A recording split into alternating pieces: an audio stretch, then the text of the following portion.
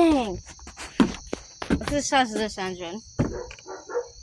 Huge compared to this engine. It will not fit at all. But on the plus side, I don't need to return everything in theory. What was on it? The throttle I got.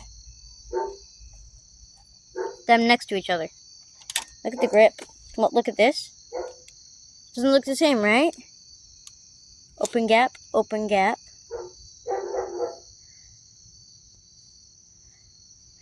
And for throttle, the exact same. Listen how crunchy that is.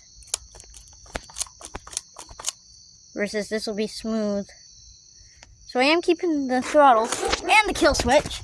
But that's it, sadly. Peace.